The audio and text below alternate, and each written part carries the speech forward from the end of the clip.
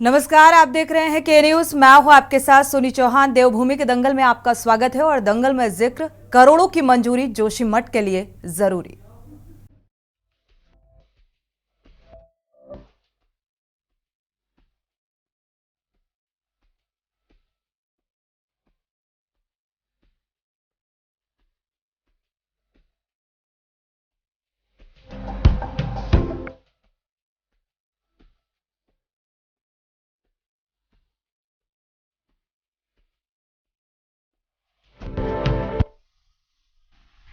करोड़ों की मंजूरी जोशीमठ के लिए बेहद जरूरी है और क्या ये सफिशिएंट होगी, इसको लेकर विपक्ष सवाल उठा रहा है।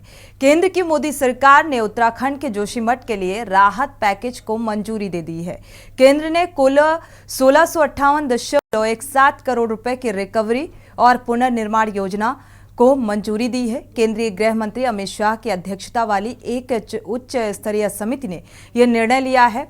मिली जानकारी के मुताबिक समिति ने जोशीमठ के लिए करीब 1658.17 करोड़ रुपए की रिकवरी और पुनर्निर्माण योजना को मंजूरी दी है। इस योजना के तहत राष्ट्रीय आपदा मोचन कोष यानी कि एनडीआरएफ की वसूली और पुनर्निर्माण विंडो से करीब 1069.96 करोड़ रुपए की केंद्रीय सहायता प्रदान की जाएगी। वहीं उत्तराखंड सरकार राहत सहायता के लिए अपने राज्य आपदा प्रतिक्रिया कोष यानी कि एसडीआरएफ से करीब 126.41 करोड़ रुपए और अपने राज्य के बजट से 451.80 करोड़ रुपए प्रदान करेगी, जिसमें करीब 51.82 करोड़ रुपए के पुनर्वास के लिए भूमि अधिग्रहण लागत भी इसमें शामिल है।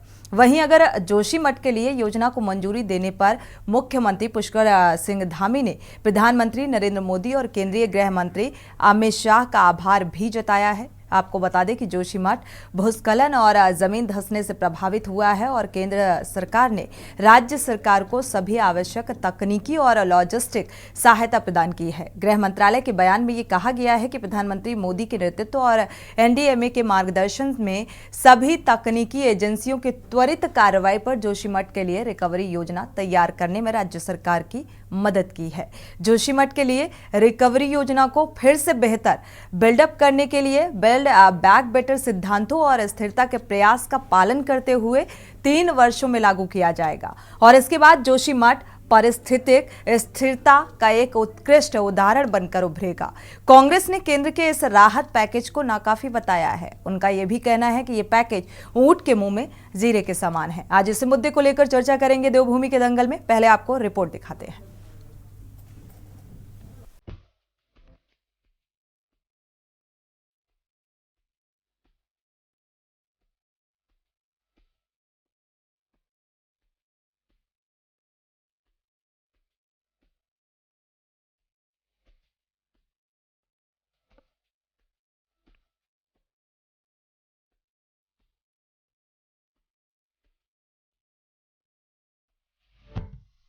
केंद्र की मोदी सरकार ने जोशीमठ के लिए बजट को मंजूरी दे दी है।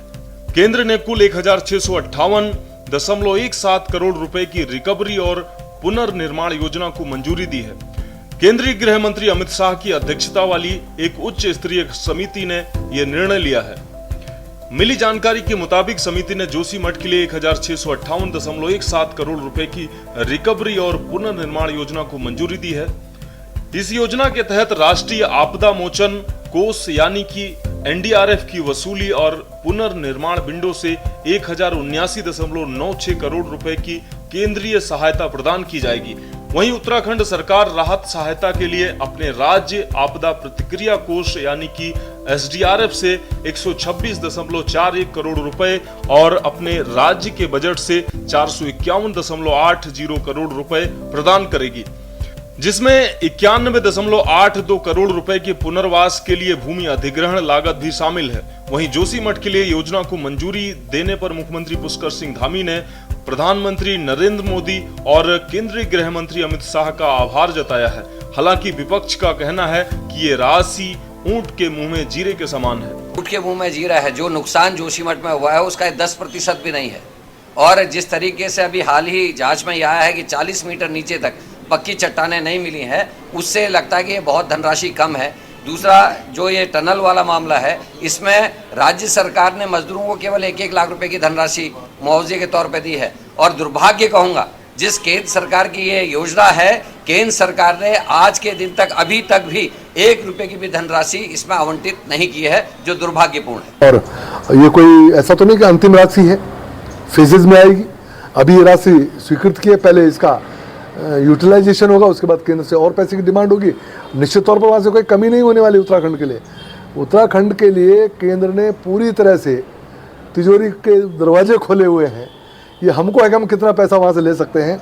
हम जितनी जल्दी उसका यूटिलाइजेशन करेंगे उतनी जल्दी और राशि हमको प्राप्त होगी। हाँ, कांग्रेस को उसमें कुछ करने को नहीं हो पा रहा है, इसलिए वो दिक्कत में है। कल से आपको बता दें कि करीब साल भर पहले जोशीमठ में दरारें आ गई थी। इन दरारों से उत्तराखंड का खूबसूरत पहाड़ी शहर जोशीमठ खतरे में आ गया था। जोशीमठ शहर का धार्मिक और सामरिक महत्व है।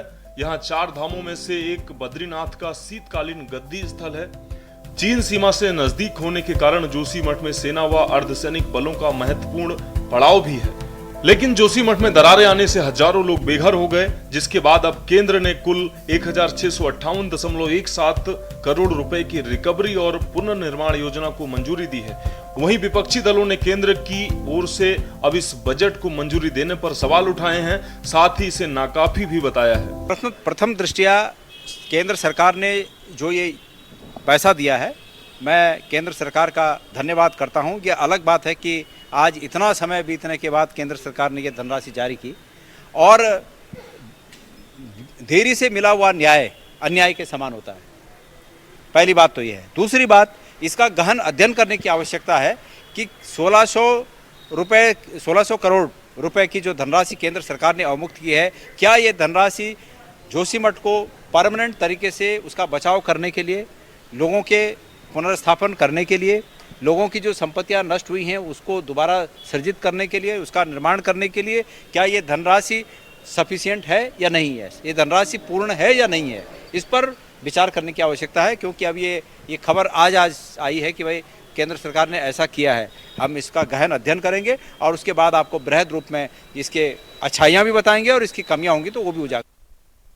जोशीमठ की आपदा के 1 साल बाद भारत सरकार ने जोशीमठ के लोगों को राहत देने के लिए 1658 करोड़ का जो पैकेज दिया, उसके लिए भारत सरकार को धन्यवाद देते हैं। लेकिन ये 1658 करोड़ रुपए वहां के लोगों के पुनर्वास पर खर्च हो, वहां जिन लोगों के मकान में दरारें आई हैं, जिन लोगों के नुकसान हुआ है, और उसके अलावा जो वहां पर सीवरेज लाइन है, वहां का जल निकासी है, वहां पर भूमि पर जगह जगह दरारें पड़ गई हैं, उन सब का बिल्कुल पूर्ण वैज्ञानिक तरीके से, ईमानदारी से, जिम्मेदारी से काम न हो। कहीं ऐसा न हो कि सिलकारा की टनल जिसको मानकों के अनुसार न बनाए जाने के कारण एक बड़े हादसे से गुजरना पड़ा। ऐसे ही जोशीमठ का ये 1658 करोड़ रुपए सिलकारा के टनल के निर्माण की तरह या देहरादून स्मार्ट सिटी की तरह लोगों की जेब गर्म करने में न चला जाए। क्योंकि भारतीय जनता पार्टी के राज में मैं देख रहा हूं कि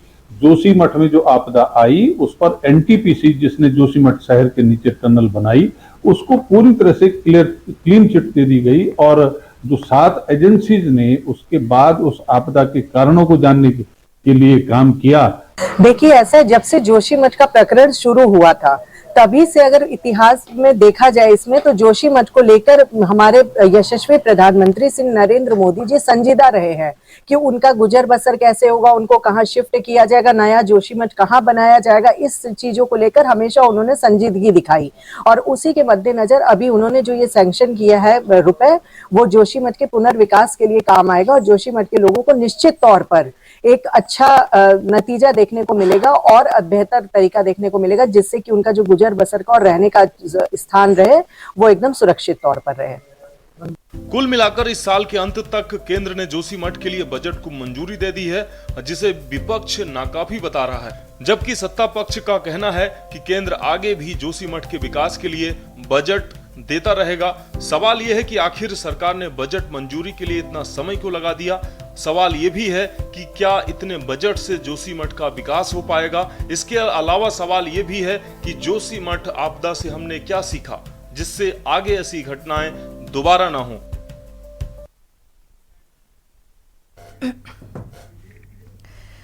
तो जोशी मठ के लिए केंद्र सरकार से मंजूरी मिल चुकी है बजट को लेकर, और जो बजट की मंजूरी मिली है यानी कि 1658.17 करोड़ रुपए की रिकवरी, और इसको लेकर अब विपक्ष सवाल उठा रहा है। सवाल इस बात का कि क्या जिस तरीके से जोशी मठ डैमेज हुआ या दरारें आई एक साल पहले जो हानि हुई, क्योंकि अक्सर जोशी मठ में भूधसाव की स्थिति देखने को मिलती है, क्या ये बजट काफी है? और इसी को लेकर विपक्ष सवाल उठा रहा है। हालांकि पक्ष का ये कहना है कि ये स्टार्टिंग बजट है और ऐसे इसका जिस तरीके से यूटिलाइज किया जाएगा, अगर जरूरत पड़ेगी तो और डिमांड की जाएगी केंद्र सरकार से, इस तरीके का तर्क निकलकर सामने आ रहा है। और इसी को लेकर आज हम चर्चा करेंगे। हमारे साथ खास मेहमान जुड़े हुए हैं, आपका परिचय करा देते हैं। कुंवर जपेंद्र सिंह हैं, बीजेपी प्रवक्ता हैं, स्वागत है आपका इस चर्चा में शामिल होने के लिए। मोहन काला हैं, कांग्रेस से हैं, आपका भी बहुत बहुत स्वागत है इस चर्चा में शामिल होने के लिए। विपिन खन्ना है, आप प्रवक्ता हैं, आपका भी बहुत बहुत स्वागत इस चर्चा में शामिल होने के लिए। पंकज पैन्यूली हैं, यूकेडी से हैं, केंद्रीय प्रवक्ता, आपका भी बहुत बहुत स्वागत इस चर्चा में शामिल होने के लिए। राजनीतिक विश्लेषक भी आपसे कुछ देर बाद जुड़ेंगे, मनोज ध्यानी जी। शुरुआत कर लेते हैं विपक्ष से, मोहन काला जी से। मोहन काला जी, लगातार आप लोग सवाल उठा रहे हैं जोशी मठ को लेकर कि जिस तरीके से जो दरारें आई, जोशी मठ में जो डैमेज हुआ, क्या ये बजट उस डैमेज कंट्रोल को की भरपाई कर पाएगा, उस खाई को पाट पाएगा? क्योंकि नाकाफी बताया जा रहा है विपक्ष की तरफ से यह बजट। देखिए, एक साल बाद सरकार की आंखें खुली है। पहली बात तो मैं आपके चैनल के माध्यम से ये कह दूं कि कम से कम एक साल बाद जो है केंद्र सरकार की आंखें खुली और उन्होंने जो है 1658 करोड़ रुपए का वो बजट मुझे लगता है कि ऊंट के मुंह में जीरे के समान साबित होगा। और कुछ नहीं, मैं आपके चैनल के माध्यम से खुले तौर पर कहना चाहता हूं कि खुली और खुली बंदरबाट होगी। जैसे कि स्मार्ट सिटी के काम में बंदरबाट, जैसे आपने टनलों के काम में बंदरबाट देख रहे हैं उत्तराखंड के अंदर, स्मार्ट सिटी के काम में खुद भारतीय जनता पार्टी के जो धर्मपुर विधानसभा के इनके विधायक है, उन्होंने सवाल खड़े किए हैं स्मार्ट सिटी के कामों पर। उससे पूर्व में इनके कई और विधायकों ने सवाल खड़े किए स्मार्ट सिटी के काम पर। जिस तरीके से स्मार्ट सिटी के पैसों को जो है ठिकाने लगाया गया है, जिस तरीके से आप देखिए कि अब हाल में स्मार्ट सिटी का जो बचा वो 500 करोड़ रुपए का पैसा जिसको अब इन्होंने दिखाना है खर्च करने में, वो सिर्फ दीवारों पे रंगाई पुताई कर कहीं आप देखेंगे कहीं पर किसी तरीके से जाम से आज भी देहरादून वासियों को निजात नहीं मिली, कहीं भी ट्रैफिक व्यवस्था अभी सुचारू रूप से उचित नहीं हो पाई। पर हाँ, सिर्फ रंगाई पुताई जो दीवारों पे चल रही है, उन दीवारों पर जो है उस बजट को खर्च करने का काम किया जा रहा है। और इस बजट से मैं कहना चाहता हूं, क्योंकि प्रदेश के जो मुख्यमंत्री जी हैं, जब वो अप्रैल में, क्योंकि जो भारतीय जनता पार्टी के हमारे साथी हैं शायद उनको भी इस चीज की जानकारी होगी कि जब अप्रैल में प्रधानमंत्री जी से मुख्यमंत्री जी की भेंट हुई तो उन्होंने खुद 2945 करोड़ रुपए का बजट उनसे मांगा था पुनर्वास के लिए। और आज वो हमें एक साल बाद उनकी केंद्र सरकार की आंखें खुली और एक साल के बाद अगर वो देने का काम कर रहे हैं तो 1658 करोड़ रुपए। मैं समझता हूं कि ये जोशी मठ के पुनर्वास से के साथ भी खिलवाड़ है। जोशी मठ के लोगों का मजाक बनाया जा रहा है। आज भी वहां के लोग अपने विस्थापन के लिए जो है आंखें लगाए देख रहे हैं सरकार की तरफ। और जिस तरीके से लगातार वहां के लोगों के पुनर्वास में सरकार ने ढीला हवाली करी है, ये बजट भी जोशी मठ एक महत्वपूर्ण स्थल भी है, धार्मिक स्थल भी माना जाता है और अपना एक महत्व है इस स्थान का। जोशी मठ हमेशा से खास रहा है राजनीतिक दलों के लिए भी, लेकिन यहाँ पे देखा जाए तो अक्सर साल भर पहले जिस तरीके से दरारें आई या पुनर्वास को लेकर जो जद्दोजहद होती हुई नजर आ रही है। कुंवर जपेंद्र जी, आपका रुख करेंगे। विपक्ष का जो सवाल सामने आ रहा है कि जोशी मठ के पुनर्वास के साथ खिलवाड़ किया जा रहा है और ये ऊंट के मुंह में जीरे के समान है, ये बजट कैसे हो पाएगा? हम विपक्ष से बिल्कुल सहमत नहीं है, क्योंकि विपक्ष तो कभी जनहित के कामों के लिए जब वो सरकार में रहे तो उन्होंने तो इस तरह के निर्णय कभी लिए ही नहीं। और ये जो 1600 से ज्यादा करोड़ का जो बजट विस्थापितों के लिए जोशी मठ के लिए अभी प्रारंभिक तौर पर जारी किया गया है, ये तो शुरुआत पर है। और जो वहाँ पूरी तरह से वहाँ पूरे सर्वे हो रहे हैं, देखा जा रहा है कितना नुकसान हुआ है। इसके लिए जोशीमठ के सभी वासी बधाई के पात्र हैं कि माननीय प्रधानमंत्री जी ने और केंद्र सरकार ने बजट पास होने में काफी लेट लतीफी और उसके बाद जो डिमांड की गई थी जपेंद्र जी, उतना जो डिमांड की गई थी उससे कम का बजट दिया गया, तो इस बात को लेकर भी सवाल है। अभी देखिए दो चीजों को हमें समझना होगा। ये कहा करने की ये अंतिम बजट है, ये तो एक मंजूरी मिली है, उसे पहले 1600 से अधिक 1658 करोड़ उसमें राज्य सरकार का भी जाना है, उसमें बाकी चीजें भी जानी है। लेकिन अगर वहां पे चाहे 3000 करोड़ की आवश्यकता हो, चाहे 4000 करोड़ की आवश्यकता हो या चाहे 5000 करोड़ की आवश्यकता हो, तो भविष्य में वो निश्चित तौर पर वहां पूरी तरह से सरकार के पास फंड्स अवेलेबल हैं, केंद्र सरकार का पूरी तरह से प्रोत्साहन है और वो सब मिलना ही मिलना है। वो जोशीमठ वासियों के लिए जो आवश्यक है वो सब पूर्ति होनी है, ये शुरुआत है। कांग्रेस के पास कोई मुद्दा नहीं है, कांग्रेस इन चीजों से कभी ऊपर उठकर कभी कांग्रेस ने सत्ता में रहते हुए काम नहीं करा तो ठीक है, कांग्रेस इस पे सवाल खड़े करे, हल्ला मचाए, इसका राजनीतिकरण करे। भारतीय जनता पार्टी काम करने में विश्वास रखती है। जोशीमठ की एक समस्या निकल का जो काम है विपक्ष वो मुझे लग रहा है उठा भी रहा है, लेकिन आप लोग उसे सुनना नहीं चाहते हैं जपेंद्र जी। और अपनी ही पार्टी के, जब आपकी ही पार्टी के विधायक उठाते हैं मुद्दा तो उसे भी आप कह देते हैं कि ये तो ईमानदारी है उनकी कि वो इन खामियों को उजागर कर रहे हैं। अब ये आपका कथन हो सकता है, सही को सही कहना और गलत को गलत कहना। ये मेरा कथन नहीं है, ये भारतीय जनता पार्टी के जो प्रवक्ता बैठते हैं डिबेट में उनका कथन है। हमने ऐसा कहीं नहीं सुना, हम बहुत माफी के साथ कहना चाहते हैं। लेकिन भारतीय जनता पार्टी की जो विचारधारा है या जो परिपाटी है या जनहित की राजनीति के एक नए आयाम हैं, तो ये 2014 के बाद से ही देश के सामने आ रहे हैं। अगर विपक्ष इतना संजीदा होता तो विपक्ष ने 60 वर्षों से अधिक समय तक देश पे राज करा है, तो ये समस्या ही ना होती। अगर विपक्ष ने सही काम किया होता तो देश से समस्याएं खत्म हो गई होती। हमने तो अभी 9 वर्ष हुए हैं और इन 9 वर्ष हवाला देते हैं, ये बहुत अच्छी बात है। उन्होंने अच्छा काम नहीं किया तभी तो आज सत्ता में नहीं है।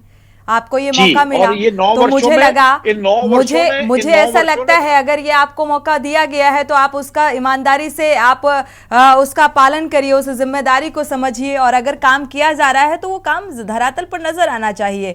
न जाने इतने कैसे मुद्दे हैं उत्तराखंड में, देवभूमि में अगर बात किया जाए, महंगाई, बेरोजगारी, पलायन, अंकिता भंडारी हत्याकांड को विपक्षी दल बखूबी उठा रहे हैं। और आज जोशीमठ के इस बजट को लेकर जो विपक्ष का सवाल सामने आ रहा है, अपने तरीके से सारी चीजों को देखना, अपने चश्मे से नहीं देखना चाहिए जपेंद्र जी।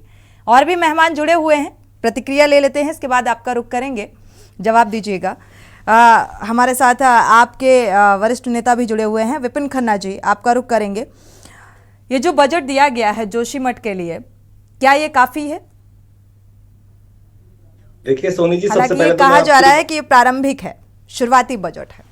सोनी जी, सबसे पहले तो मैं ये बता दूं कि 9 साल के कार्यकाल का रिजल्ट 5 राज्य जो विधानसभा चुनाव है उसमें आने वाला है। जो 9 साल में इन्होंने काम किए और ये अपनी पीठ थपथपा रहे हैं, वो आने वाले दिसंबर में जो गिनती होने वाली है उसमें सामने आएगा कि कितना काम इन लोगों ने किया है। और रही बात बजट की, तो देखिए सबसे पहली बात तो 1 साल इस आपदा को हो चुका है, पूरा 1 साल से हम लोग इस विषय पर डिबेट कर रहे हैं। देखिए जो आपदाग्रस्त क्षेत्र है और आपदा से पीड़ित लोग हैं, उन लोगों ने सर्दी का सितम भी झेल लिया, बरसात का सितम भी झेल लिया, सारे मौसम उन्होंने झेल लिए। उनके घर क्षतिग्रस्त हो गए, उनकी जमीनें क्षतिग्रस्त हो गई, उनके जो है प्रतिष्ठान क्षतिग्रस्त हो गए। और 1 साल बाद केंद्र सरकार की नींद खुल रही है और ये कह रहे हैं, मतलब मुझे तो हंसी आ रही थी जब इनके विधायक बोल रहे थे कि केंद्र ने अपने खजाने का मुंह खोल रखा है, जितना मर्जी आओ और ले जाओ। जब खजाने का मुंह खुला हुआ था तो जो बजट मांगा गया था और आश्वासन मिला उस बजट का 3000 करोड़ रुपए, हमारी इस विषय पे डिबेट हुई थी कि 3000 करोड़ रुपए का आश्वासन केंद्र ने दिया है कि 3000 करोड़ रुपए हम देंगे। लेकिन अब जब पिटारा खुला है तो केवल 1658 ये हमारे सामने जो अंक आए हैं वो ये आए हैं कि 1600, 1700 करोड़ रुपए आप उस बजट उस आपदाग्रस्त क्षेत्र के लिए दे रहे हैं, जो कि नाकाफी है। देखिए लगभग 700 मकान क्षतिग्रस्त हैं और 181 ऐसे हैं जो डेंजर जोन में हैं। उसके बाद कई ऐसे क्षेत्र हैं, वार्ड के वार्ड ऐसे हैं जहां पर भूधसाव लगातार जारी है। तो इतने बड़े क्षेत्र में आप इतना छोटा बजट कैसे खपाएंगे और कैसे इस्तेमाल करेंगे उसका? तो मुझे तो ये लगता है कि ये बजट जो है केवल और केवल जोशीमठ की जनता के साथ एक भद्दा मजाक है। और अभी ये कह रहे हैं कि ये प्रारंभिक है, मतलब 1 साल बाद आपने बजट देना प्रारंभ किया है, तो इसका अंत कब होगा? मतलब सवाल बहुत महत्वपूर्ण है। जपेंद्र भाई ने कहा ये प्रारंभिक है, तो ये प्रारंभिक अभी है, तो उसके बाद 1 साल तक जब आप सोए रहे, तो उसके बाद जब इसका पुनर्निर्माण आप करेंगे तो इसका अंत कब होगा? मुझे लगता है कि शायद सालों लग जाएंगे इसका पुनर्निर्माण होने के लिए। हो सकता है तब तक सरकार भी चेंज हो जाए, बदल जाए, और उसके बाद ये कहें जी अब हम क्या कर सकते हैं, हमारे पास तो सत्ता ही चली गई है। बहुत महत्वपूर्ण सवाल है जी।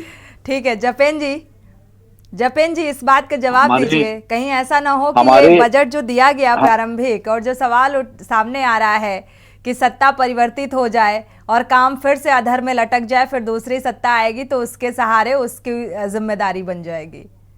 ये जो सत्ता परिवर्तित होने का डर है ना, ये हमारे आम आदमी पार्टी के नेताओं को आज देश में आजकल ये ज्यादा सताने लगा।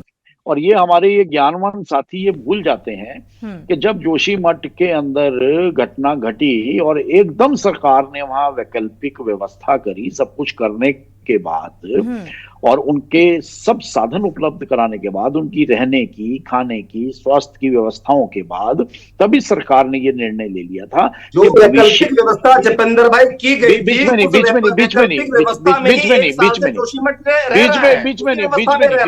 सवाल यही है। आपकी राजनीतिक और प्रशासनिक समझ का दारोमदार आप पे है, लेकिन आप सुनिए, सहमत हो ना ये आपका विषय है, लेकिन सुनिए, बाधित मत कीजिए बातों को। ठीक है, बात पूरी। अब जब सरकार जब कोई निर्णय लेती है तो आज वहां के सभी निवासी बरसात के बाद सबको लगा और लोगों ने वापस भी जाना शुरू कर दिया, उन्हीं घरों में किया। लेकिन सरकार संजीदा है, केंद्र की सरकार, राज्य की सरकार को पता है कि ये आने वाले जो एक बार एक समस्या आई तो आने वाले समय में हो सकता है ये समस्या दोबारा आए, तो उससे बेहतर ये है कि विस्थापन की नीति बनाई जाए, बजट अलाउ किया जाए और इन लोगों के विस्थापन को लेकर पूरी कार्य योजना बनाए, जिसमें सरकार लगी हुई है, महकमे लगे हुए हैं और केंद्र सरकार का प्रोत्साहन है। और ये तो पहली किस्त आई है, जारी हो रही है, लेकिन उन लोगों के विस्थापन के लिए जोशीमठ के सभी लोग बधाई के पात्र हैं कि उनकी इस मांग को माननीय प्रधानमंत्री जी और केंद्र सरकार ने मंजूरी दी। लेकिन सवाल ये भी है ना जपेन जी कि ये प्रारंभिक बजट दिया गया है, बीच में इसे यूटिलाइज किया जाएगा और जरूरत पड़ेगी तो उसके लिए कितना वक्त बीच में लिया जाएगा? क्योंकि 1 साल का वक्त काफी होता है, 1 साल बाद ये बजट रिलीज किया गया है। में वक्त लगना था, ये आप 1-1.5 साल तो उसमें भी लग जाएंगे कम से कम। जो वक्त लगा और अगर इतना ही वक्त लगा तो ये तो काम फिर वही कछुआ गति से हुआ ना, ब्रेक होकर काम होगा। कैसे पुनर्वास से इतनी जल्दी? और जोशीमठ की जनता कि अगर इतनी चिंता है सरकार को तो उसी हिसाब से कार्य किया जाना चाहिए। लेकिन अब सवाल इस बात का कि जो बजट 1 साल बाद केंद्र की मंजूरी मिली है और इसका यूटिलाइज किया जाएगा और आगे अगर बजट की और जरूरत पड़ती है तो इसे किस तरीके से, कितना और वक्त लगने वाला है, ये तमाम ऐसे सवाल खड़े हो रहे हैं। क्योंकि वैकल्पिक जो व्यवस्था की गई थी जोशीमठ की जनता के लिए, वो आज भी उसी व्यवस्था में रहने को मजबूर हैं और उसी दयनीय व्यवस्था को देखते हुए सरकार ने बजट की डिमांड राज्य सरकार ने केंद्र सरकार से की और ये बजट पास किया गया। अब इस बजट को लेकर भी सवाल उठाए जा रहे हैं कि ये ऊंट के मुंह में जीरे के समान है। हमारे साथ खास मेहमान लगातार जुड़े हुए हैं, हम इसी बात को लेकर चर्चा कर रहे हैं। यूकेडी यानी कि क्षेत्रीय पार्टी के प्रवक्ता भी हमारे साथ पंकज जी जुड़े हुए हैं। पंकज जी, आपका रुख करेंगे। जपेन जी, अपनी बात को पूरा कर लीजिए, ठीक है, इसके बाद प्रतिक्रिया ले लेते हैं। पंकज जी अभी हमने आपका अभी अभी हमने आपका वक्तव्य सुना कि तो वहां वो दयनीय स्थिति में रहने के लिए मजबूर नहीं है, उनके लिए बहुत अच्छी व्यवस्था की गई। अब वो व्यवस्था क्योंकि जोशीमठ उस पर्टिकुलर एरिया से थोड़ा दूर थी, तो लोगों को अपने कारोबार की और डर के बाकी साए चीजों में की तो परेशानी आ रही रहने थी, को तो मजबूर है ना, वहां की जनता डर के साए में तो जी रही है ना। स्वेच्छा से वो लोग वापिस आए हैं क्योंकि वहां अब दरारें भी हट गई हैं, दरारों का रिसना भी बरसात के बाद हट गया। लेकिन सरकार संवेदनशील है, सरकार की संवेदनशीलता का ये एक आगे का कार्य है कि निश्चित तौर पर उसे वहां से विस्थापन की नीति बनानी चाहिए और उसके लिए फंड जारी किया गया। वो कार्य योजना आगे बढ़ रही है और भविष्य में जितने भी फंड की आवश्यकता पड़ेगी उसमें किसी भी तरह की कमी नहीं आने दी जाएगी। ये केंद्र सरकार का भी मानना है और राज्य सरकार का भी मानना है। ठीक है, राज्य सरकार और केंद्र सरकार का ये मानना है क्योंकि इसको लेकर बेहद संवेदनशील है। संवेदनशीलता नजर आ रही है क्या पंकज जी? देखिए सोनी जी, जो केंद्र सरकार ने आज 1658 करोड़ रुपए वहां के लिए दिया है उसके लिए केंद्र सरकार का धन्यवाद।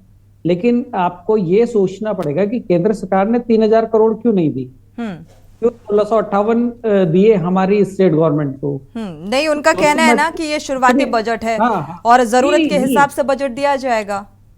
नहीं, ये फैक्ट गलत है, ये शुरुआती बजट नहीं है। इस जितनी भी आवश्यकता होगी वो जारी किया जाएगा। ठीक है, ये शुरुआती बजट नहीं है। इस बजट सत्र में उत्तराखंड गवर्नमेंट की तरफ से 1000 करोड़ रुपए का अलॉटमेंट किया गया था जोशीमठ के लिए। उसके बाद जो पूरक बजट आया, पूरक बजट के अंदर 100 करोड़ का प्रावधान किया गया था जोशीमठ के लिए।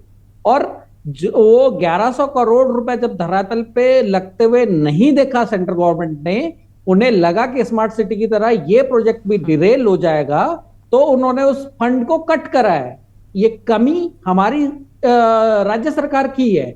वहां प्री फैब्रिकेटेड मकानों के लिए टेंडर हुए थे, 12 से 14 नहीं बने हैं जोशीमठ में। दो बार क्या हुआ कि एक बार एक जगह चिन्हित हुई, उसके बाद वो जगह हटा के दूसरी जगह चिन्हित हुई, फिर वापस वो जगह चिन्हित हुई। देखिए वहां पे जोशीमठ के लोगों का जो फुटबॉल बना, और जब हमारी स्टेट गवर्नमेंट जो है 1100 करोड़ रुपए खर्च नहीं कर पाई, तब जाके केंद्र सरकार ने इन्हें 3000 करोड़ देने लायक नहीं समझा। इसलिए केंद्र सरकार ने उन्हें आधा ही बजट दिया। अभी पहले ये तो लगा लो। और वहां पे टेंडर अलोकेट हो चुके हैं प्री फैब्रिकेटेड हाउस के, लेकिन आज तक केवल 5-10 सैंपल के लिए बने हैं, उससे ऊपर नहीं बने हैं। वहां पे जवाब लेंगे जपेन जी, सुन लीजिए पहले। 1100 करोड़ जब स्टेट गवर्नमेंट ने कहां खर्च करा, मैं जपेंद्र भाई से पूछना चाहता हूं। 1000 करोड़ रुपए जो बजट सत्र में यहाँ के लिए अलोकेट किया गया था और 100 करोड़ पूरक बजट में करा गया था। 1100 करोड़ रुपए में केवल 4 फैब्रिकेटेड मकान बने हैं वहां पे। ये तब किया जपेंद्र भाई जब आपदा आ गई, उसके बाद उन्हें सेटल कर लिया, आपदा के बाद ये अलॉट करा गया। जो उनके रिहेबिलिटेशन के लिए होना था, जो उनके पुनर्वास के लिए काम होना चाहिए था, उसके लिए 1100 करोड़ रुपए दिए थे। यही हमारे साथ स्मार्ट सिटी में हुआ। 500 करोड़ रुपए सेंट्रल गवर्नमेंट लेगी, हमारा क्यों ले गई? क्योंकि यहाँ की जो राज्य सरकार थी उसने पूरा काम करा नहीं। स्मार्ट सिटी को लेकर भी कई सवाल उठ रहे हैं, कहीं ऐसा हाल है इसका भी तो नहीं होने वाला है जपेन जी? इस बात का जवाब दीजिएगा। 1100 करोड़ रुपए जो बजट दिया गया था जब ये आपदा आई थी, उस दौरान इसकी खपत क्यों नहीं हुई? इसका यूटिलाइज होना चाहिए था। और क्या यही वजह है कि केंद्र सरकार ने इस लायक नहीं समझा, इसीलिए ये प्रारंभिक बजट इतना है? देखिए जो 1100 करोड़ का बजट जारी हुआ है, जिसकी अभी पंकज जी ने बात की, तो वो अभी खर्च नहीं हुआ है, पहली बात। अब ठीक है, आप ठीक कह रहे हैं कि वहां कुछ टेक्निकल चीजों को लेकर या स्थान के चयन को लेकर जो उसमें देरी हुई और जो उसमें बार बार उसे चेंज किया गया, उसकी वजह से वो बजट वहां रह गया। उस बजट का अभी उपयोग नहीं हुआ। बिल्कुल आप ठीक कह रहे हैं। अब अगर हम इसे स्टार्टिंग से देखें तो वहां क्या वो बचा हुआ बजट और ये 1600 करोड़ का बजट, तो ऐसा नहीं है कि अब ये केंद्र सरकार की भारतीय जनता पार्टी की नीति है। माननीय प्रधानमंत्री मोदी जी खुद मॉनिटरिंग करते हैं हर उस प्रोजेक्ट की जो जनहित से जुड़ा हुआ प्रोजेक्ट है। तो निश्चित तौर पर ठीक है, आपकी शंकाएं अपनी जगह ठीक है। आपकी शंकाओं को लेकर कोई प्रश्न चिन्ह नहीं है। लेकिन जो ये शंकाएं आप व्यक्त कर रहे हैं, ये भ्रष्टाचार को लेकर ये शंकाएं तो 60-62 सालों तक पूरी होती रही है। केंद्र की सरकारों के अंदर भ्रष्टाचार एक शगल बन के रहा है। अभी आम आदमी पार्टी का दिल्ली का हम उदाहरण देख रहे हैं। तो ये जो कहते हैं ना, दूध का जला छाछ को भी फूंक फूंक कर पीता है। और अभी हम देख कितने जपेन जी, इस बात को भी मुझे लगता है अपने जहन में रखना चाहिए कि जब हम एक अंगुली किसी की तरफ करते हैं तो बाकी की अपनी तरफ होती हैं। तो मुझे लगता है अपने गिरेबान को भी झांकना चाहिए।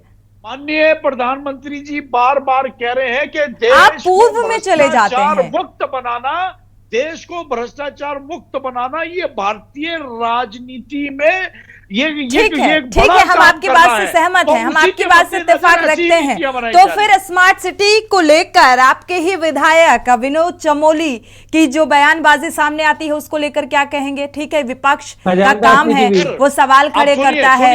अगर किसी भी मान लीजिए हमारे विधायकों ने सवाल उठाया, अगर हमारे विधायकों ने सवाल उठाया और उसपे केंद्र की मॉनिटरिंग थी, तभी वहां पे उसका स्मार्ट सिटी का भी बजट रोका गया था और पिछले बजट की पूरी उसमें डिटेल्स मांगी गई थी, रिपोर्ट्स मांगी गई थी। तो ये भारतीय जनता पार्टी का हम इनकार नहीं कर रहे हैं, ये केंद्र सरकार का, माननीय प्रधानमंत्री मोदी जी का और ये जो भारतीय जनता पार्टी की कार्यप्रणाली है। तो मन से हम लोग चाहते हैं कि भारतीय राजनीति से भ्रष्टाचार खत्म हो और जनता के स्मार्ट सिटी योजना के तहत तो अभी भी काम नहीं हो रहा है, जीरो टॉलरेंस की नीति के तहत तो अभी भी काम दिखाई नहीं दे रहा है। जपेन जी, यहाँ बैठकर आप कह देंगे और हम मान लेंगे, ऐसा कैसे हो सकता है? आप सहमत हो ना हो ये एक अलग विषय है। नहीं, बिल्कुल सहमति हमें दिखाई देना चाहिए ना, आपके कह देने से हम कैसे मान लें? आप कह रहे हैं आप सहमत हो या ना हो हम नहीं मानते, तो हम आपकी बात को कैसे मान लें? जपेन जी, स्मार्ट सिटी योजना को लेकर सवाल उठाए जा रहे हैं, ठीक है, विपक्ष सवाल उठा रहा है, उसको लेकर आप कह रहे हैं लोगों का सुझाव मानने लायक नहीं होता। ठीक है, कांग्रेस प्रवक्ता मोहन काला जी, आपका रुख करेंगे। नीति और नियत क्या कुछ नजर आ रही है? देखिए, भारतीय जनता पार्टी का चाल चरित्र और चेहरा सारा कुछ उजागर हो चुका है।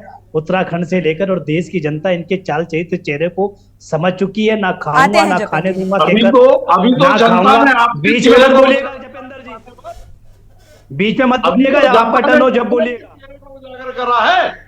बीच में मत बोलिएगा जपेंद्र जी, वरना फिर कहेंगे ये आपका जो है संस्कार दिखाता है अगर आप बीच में बोलेंगे तो। बीच में हमने कह दी बीच में मत बोलिएगा बिल्कुल भी, वरना ये पार्टी का चाल चरित्र और चेहरा दिखाएगा, यहाँ पर भी चैनल पर भी दिखाएगा, क्या फायदा दिखाई देगा। ठीक है, जवाब दे दीजिएगा। देखिए, कुछ लोगों की, देखिए मैं पर्सनल यहाँ जाना नहीं चाहता हूँ क्योंकि उगते सूरज को दुनिया सलाम करती है। हमारे जपेंद्र जी का भी कुछ हाल ऐसे ही है, मैं बोलना नहीं चाहता था पर आप मुझे मजबूर मत करिए बोलने के लिए, क्योंकि आप कितने दिन तक भारतीय जनता पार्टी में रहेंगे मुझे नहीं पता, ये कि आप कब तक रहेंगे। चलिए ठीक पर है, मैं भविष्यवाणी क्या है? ऑन स्क्रीन कह रहे हैं, ऑन स्क्रीन कह रहे हैं, तो समय बताएगा, ये समय बताएगा जपेंद्र भाई। ठीक है, ठीक है, समय बताएगा। अभी यहाँ बजट पे बात कर लूं मैं, अभी मैं बजट पे बात कर लूं। मोहनलाल जी, अपनी बात को पूरा करिए, फिर जपेन जी आप जवाब दीजिएगा अगर आपके जहन में कुछ ऐसा आ रहा है। अपनी बात रख लूं। हाँ, मोहनलाल जी अपनी बात को पूरा करिए आप। ये जपेंद्र भाई को बोलना नहीं चाहिए क्योंकि कांग्रेस की पाठशाला से सीख के आप आज वहां बैठे हैं, जपेंद्र भाई भूलना नहीं चाहिए, ठीक है ना। और रही बात कांग्रेस का इस्लाम कभी नहीं रहे, कांग्रेस में हमारे 4 मित्र जरूर होंगे। मोहनलाल जी, आपकी पाठशाला से सीखकर जपेन जी कहां पहुंच गए और अभी भी गंभीरता से मुद्दों को नहीं उठा पा रही है कांग्रेस। तो मुझे लगता है बहुत कुछ विपक्ष को भी अभी सीखने की जरूरत है। ये गंभीरता कांग्रेस की तो थी, एक साल बाद इनको याद आ गई। ये कांग्रेस की गंभीरता थी कि 1658 करोड़ रुपए का बजट आ गया, वरना एक साल तक इनको याद नहीं आ रही थी बजट की। और अभी आप देखिए कि कुंवर जपेंद्र जी ने अपनी बातों में खुद कहा कि आज वो लोग फिर से उसी हाल में वहां पर जाने के लिए मजबूर हो गए क्योंकि इन्होंने एक साल तक सरकार ने किसी भी तरीके से पुनर्वास की सूद ही नहीं ली। और दूसरी बात रही भ्रष्टाचार की, तो यूके SSS प्रधानमंत्री जी मौन, यूके SSC प्रधानमंत्री जी मौन, सहकारिता विभाग के भ्रष्टाचार पे प्रधानमंत्री जी मौन। अरे भैया, भ्रष्टाचारों पे लूट हो गए, नौकरियां बेच दी। हाकम सिंह, भारतीय जनता पार्टी का जिला पंचायत सदस्य हाकम सिंह, जो एक जेल के अंदर इनका बहुत खास जिला पंचायत। ठीक है जपेन जी, सुन लीजिए थोड़ा सा।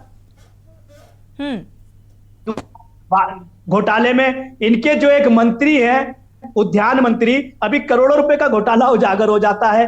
इनके हरिद्वार ग्रामीण के जो पूर्व विधायक है, उन्होंने विधायक रहते हुए कहा कि 10-10 लाख रुपए में नौकरियां बेची जा रही है। जतींद्रानंद जी ने, सुरेश राठौर जी ने, अभी चमोली जी ने स्मार्ट सिटी पे सवाल खड़े किए, ये उस पर ध्यान नहीं देंगे। ये तो लुटेरों की खेप जो होती है ना, खेप लुटेरों की, वो है लुटेरी खेप जिसे कहते हैं। और आज जितना भी जो पैसा है सरकारी मदों का, चलिए सिर्फ हाथी के, कहावत सुनी ना आपने कि हाथी के दांत खाने की कुछ और दिखाने की कुछ और, वो भारतीय जनता पार्टी पर चरित्र होती है, ये दिखा कुछ और रही है। और इस टाइम चारों तरफ से जो पैसा, तो ये खाने वाले हैं या दिखाने वाले दांत हैं, जपेन जी ही इसे बता देंगे तो मुझे लग रहा है बेहतर रहेगा।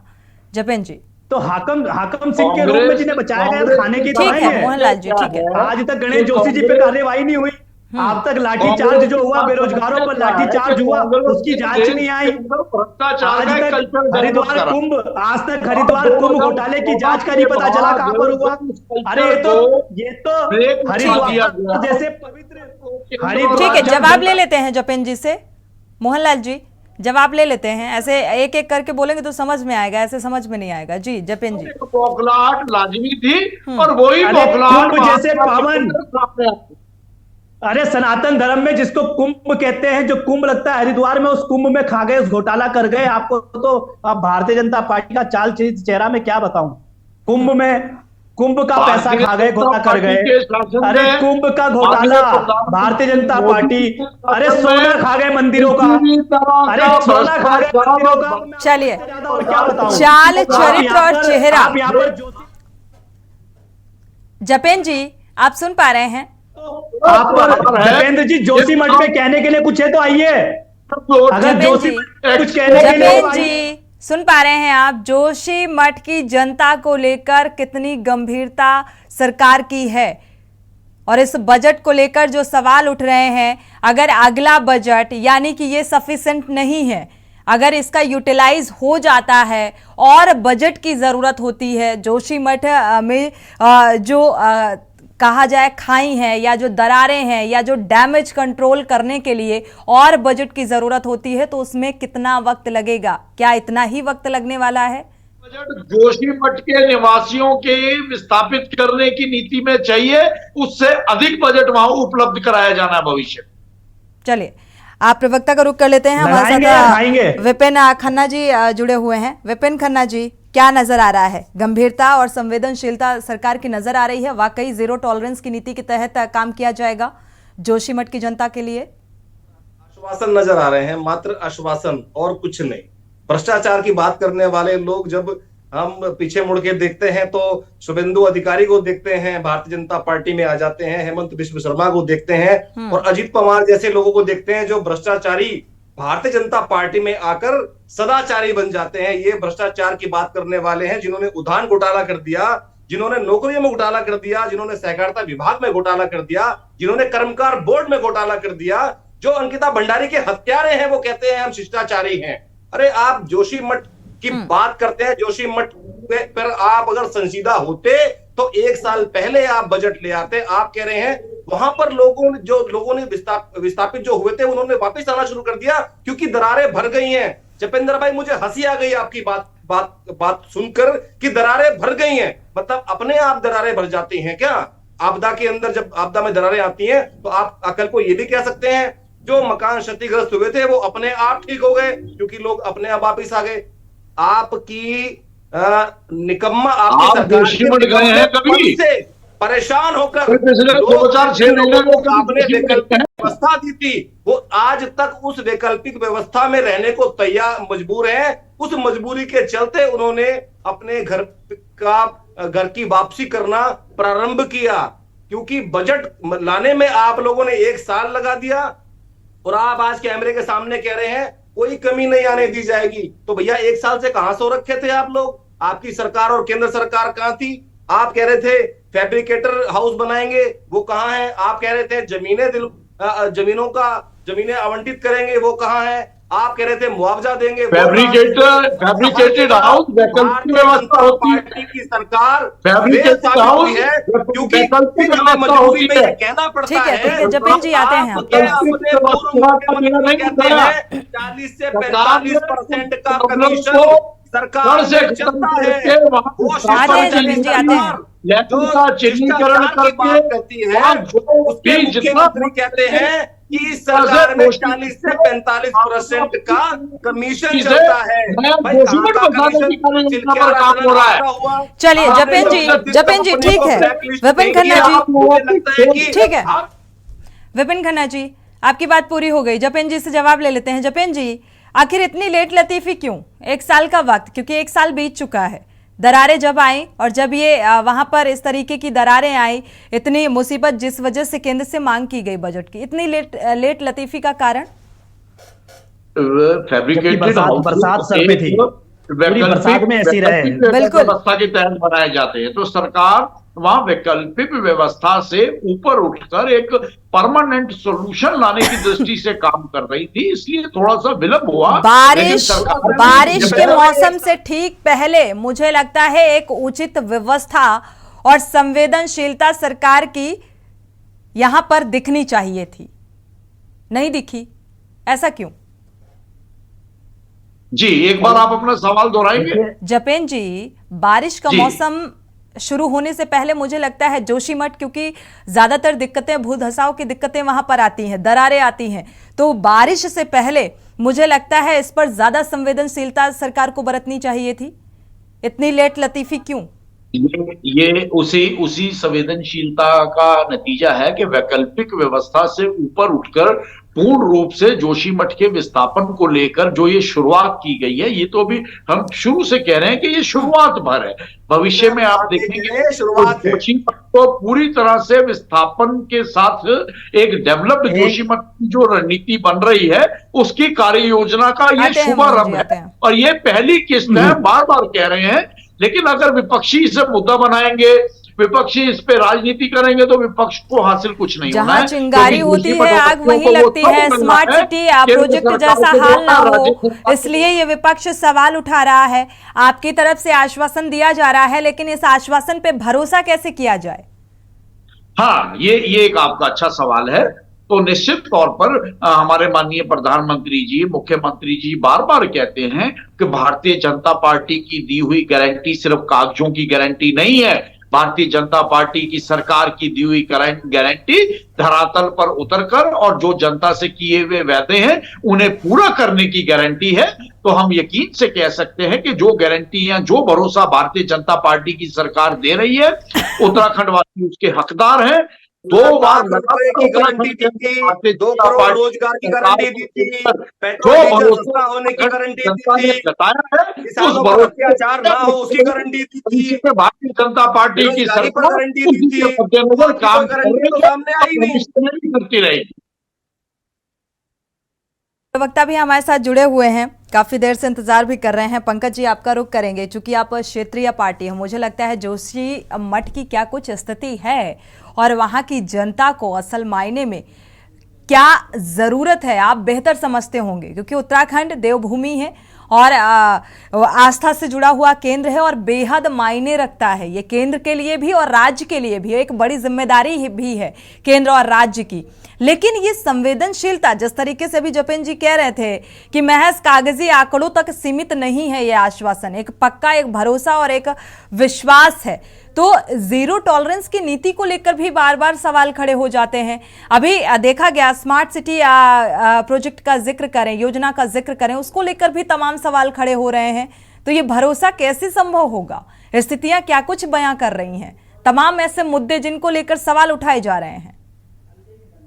देखिए सोनी जी, इसमें आपको 2-3 चीजों को समझना होगा।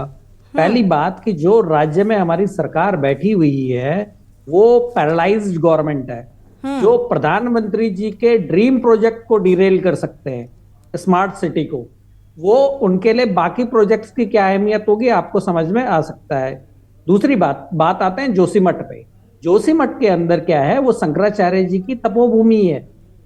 हिंदू आस्था का बहुत बड़ा एक केंद्र है और बिल्कुल। चार धाम यात्रा का एक मेन पॉइंट है जोशीमठ। तो उसकी हमारे लिए आर्थिक, आध्यात्मिक और सामाजिक मान्यता वहां पे बहुत बड़ी है। बिल्कुल। लेकिन इस सरकार ने क्या करा, जैसी पहले तो एनटीपीसी जैसी कंपनियों को उसके नीचे सुरंग बनाने दी, उससे जो अभी जो ये हिमालय है, ये सबसे नया हिमालय है। तो इसमें क्या है कि जैसा अभी उत्तरकाशी की सिलकेरा टनल में भी निकल के आया है कि सर्वे में तो बता दिया गया हार्ड रॉक और वहां पे निकला मिट्टी का पहाड़। तो इस तरीके की जो बड़ी बड़ी पहले तो एनटीपीसी की योजनाओं को वहां पे हरी झंडी दी गई और एनटीपीसी का काम करा गया, जिससे वो पहाड़ कमजोर हुआ। उसके बाद क्या है कि अभी जो ये वाला एरिया है वो क्लेम है। कभी आप पढ़ना, केएस वाल्दिया की बुक है हाई डैम्स इन हिमालय, उसके अंदर इन सारे हिमालय की जो उत्तराखंड हिमालय, हिमाचल हिमालय है, उसका सारा कुछ वर्णन किया गया है। और उसके अंदर जो उत्तराखंड हिमालय है उसको बोला गया है क्ले और वाटर पॉट्स इसमें बहुत सारे अंदर हैं अभी भी, क्योंकि टेथिस सागर जब टकराया था गोंडवाना लैंड से तो ये हिमालय बना था। तो ये चीजें जो है वहां पे सबसे पहले तो वो करा गया। उसके बाद जब वहां पे दरारें आई तो वहां के लोगों को उठा के विस्थापित करने की बात आई, विस्थापन करने की बात आई। तो लोगों ने कहा ठीक है, गवर्नमेंट जो करेगी सही है। अब उसके बाद फुटबॉल कैसे बनता है, राज्य सरकार करती है 1000 करोड़ रुपए का अलॉटमेंट, जिसमें प्री फैब्रिकेटेड 1000 प्री फैब्रिकेटेड घरों को बनाने का टेंडर फ्लोट करा जाता है। अलॉट होता है टेंडर, लेकिन आज की डेट में भी वहां पे 5-7 घर बने हुए हैं केवल प्री फैब्रिकेटेड, उसके अलावा एक घर नहीं बना हुआ है।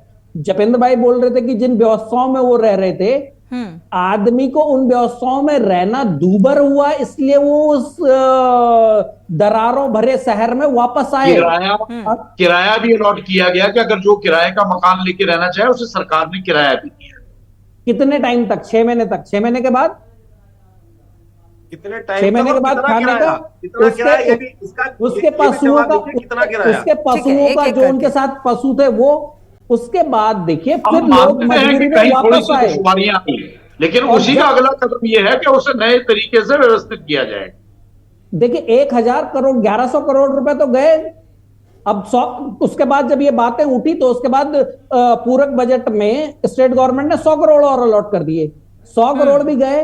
अब जब केंद्र सरकार ने देखा, जब प्रधानमंत्री ने देखा, जब केंद्र सरकार ने देखा कि इन्होंने 1100 करोड़ रुपए तो कहीं लगाए नहीं, अभी इनके पास कोई ब्लूप्रिंट नहीं है। उसमें भी क्या, विस्थापन में भी एक बहुत बड़ी बात आई कि लोकल के जो लोग थे जो कह रहे थे कि हमारे समन्वय में स्टेट गवर्नमेंट के लोग और जो लोकल लोग थे उनके समन्वय की एक समिति बनाई जाए, जिससे कि यहाँ के विस्थापन की बात की जाए, ताकि लोगों की आर्थिकी पे भी असर ना पड़े और लोगों के मन मुताबिक उनको जगह भी मिले। तो 4 महीने तक मुख्यमंत्री के आवास में जाने के बाद 4 महीने के बाद मुख्यमंत्री उनसे मिले। बिल्कुल। उसके बाद भी वो समन्वयक समिति नहीं बनी।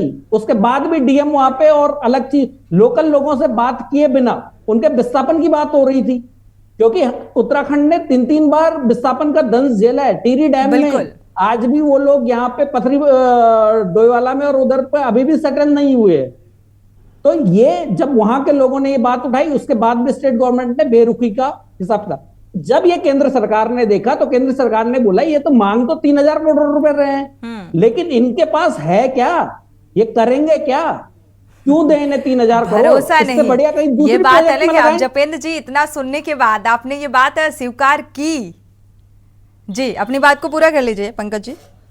ठीक है, तो इसमें ये चीजें, ये जो खामियां स्टेट गवर्नमेंट की हुई है, इसकी वजह से ये 1658 करोड़ आया है। नो डाउट प्रधानमंत्री उत्तराखंड से विशेष लगाव रखते हैं। बिल्कुल। अगर उन्होंने इतना पैसा भी दिया है तो उसके लिए प्रधानमंत्री जी का साधुवाद, धन्यवाद। लेकिन इसका सही यूटिलाइज होना चाहिए, यूटिलाइज हो जाए। और मैं प्रधानमंत्री से यहाँ से गुजारिश करना चाहता हूँ कि ये नाकारा सरकार जो यहाँ बैठी है, इसके कान मरोड़े और इसकी काम करने की गति को तेज करे, ताकि जोशीमठ वासी भी और उत्तराखंड वासी भी राहत की सांस ले। बिल्कुल। जपेंद्र जी कुछ कहेंगे, कुछ शब्द हैं इस बात के लिए? और ब्लूप्रिंट तैयार हुआ क्या अब तक 1100 करोड़ का? अपनी बातों में ही पंकज जी ने जवाब भी दे दिया, लेकिन फिर भी हम उसे क्लैरिफाई कर लेते हैं ताकि एक सार्थक मैसेज जाए इनकी ओर से।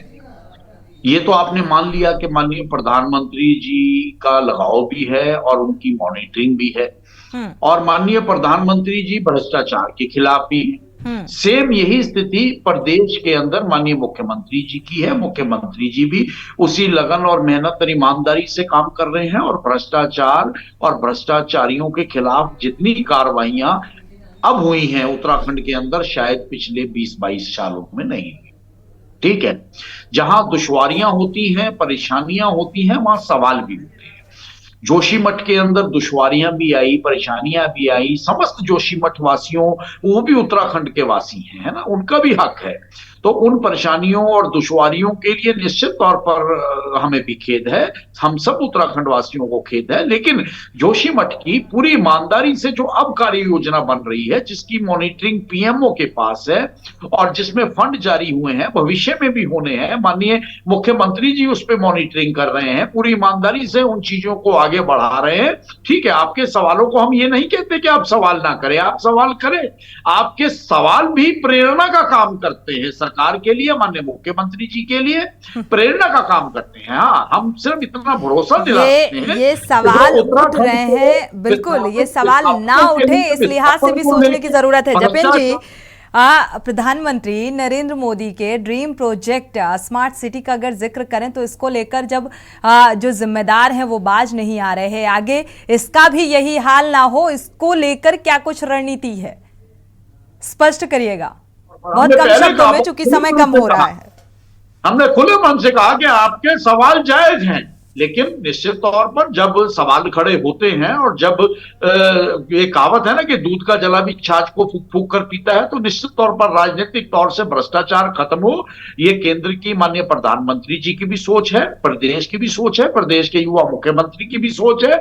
और हमें लगता है कि हम तो फिलहाल जो सवाल उठ रहे हैं जीरो टॉलरेंस की नीति को लेकर, ये जायज है। शुक्रिया आप सभी मेहमानों का इस चर्चा में शामिल होने के लिए, क्योंकि समय कम है, चर्चा को आगे नहीं बढ़ा सकते। बहुत बहुत शुक्रिया समय देने के लिए। लेकिन सवाल बजट को लेकर की जो शुरुआती बजट दिया गया है, केंद्र सरकार की मंजूरी है 1658.17 करोड़ रुपए का, क्या ये सफिशिएंट होगा जोशीमठ में जो डैमेज हुआ उसे कंट्रोल करने के लिए? हालांकि इसे सत्ता पक्ष ये कह रहा है कि ये शुरुआती बजट है, इसका यूटिलाइज किया जाएगा और इसके बाद अगर और जरूरत होगी तो और केंद्र सरकार से डिमांड की जाएगी। देवभूमि के दंगल में फिलहाल बस इतना ही। आगे खबरों के लिए आप देखते रहिए के न्यूज़ इंडिया।